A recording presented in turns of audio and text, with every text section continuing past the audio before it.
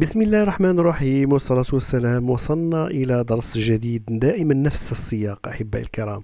إذا هذا الدرس رقم 5. الهدف منه ميزون نيفيدونس. هذه المرة ماشي كالسيوم، ماشي أيونات الكالسيوم، ولكن ميزون نيفيدونس أحبائي الكرام. دي زيون، فوالا، دي زيون كلورير، فوالا، أيونات الكلورير.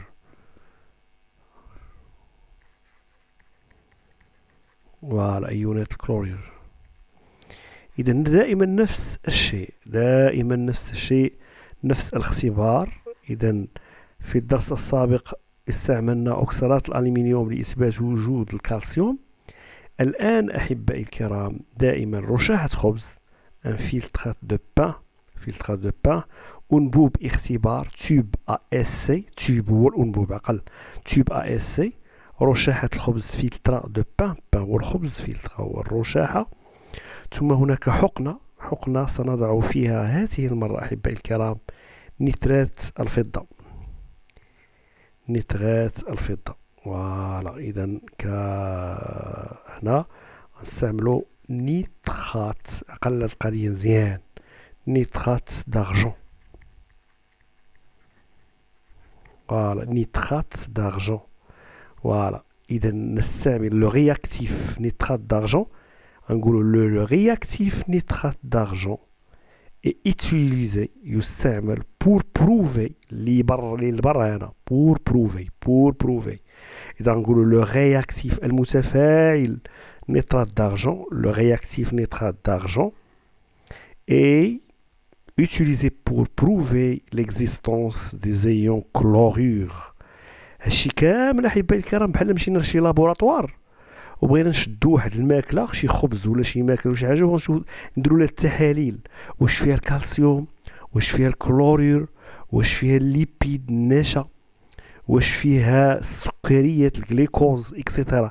بحال انت خدام ان شاء الله في شي لابو وبغيتي شي غدا تحلو، فوالا، اذا بغيتي تعرف المكونات ديالو. اذا زوينه هذه. اذا نقولوا هنا اش تكون النتيجه احبائي الكرام؟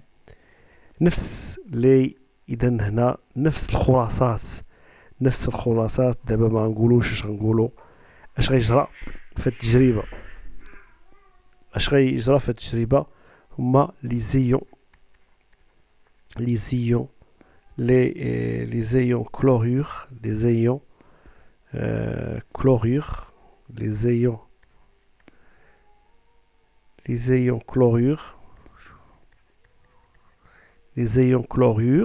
زيون نقولوا voilà نفس الشيء. réagissent تتفاعل avec nitrate d'argent. إذا هنا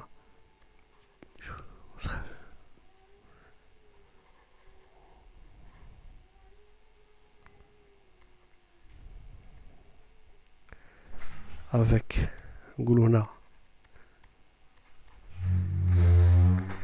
nitrate d'argent.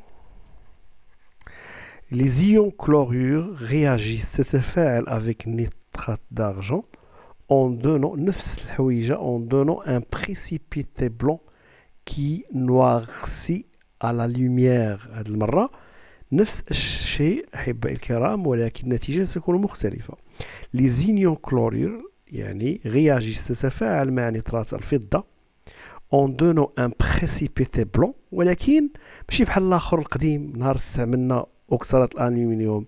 ان بريسيبيتي بلون، هذا هو المهم جدا، كي نواغسي يعني يصل إلى السواد، كي نواغسي على لوميير،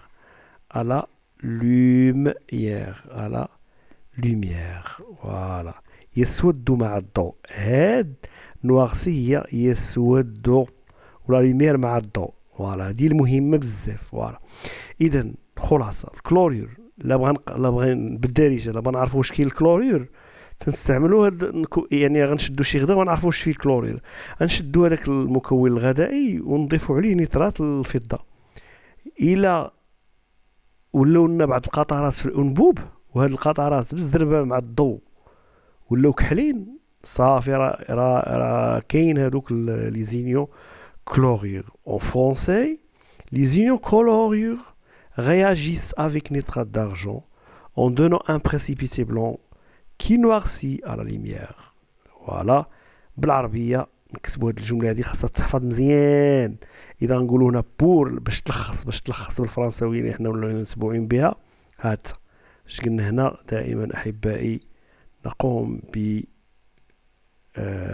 هنا نقوم فقط حفظ هذه الجملة وفوالا. إذا pour prouver l'existence نقولوا أحبائي الكرام pour prouver l'existence غنبدل الفراغ نمشي نشد لون آخر. Pour prouver l'existence des ions chlorure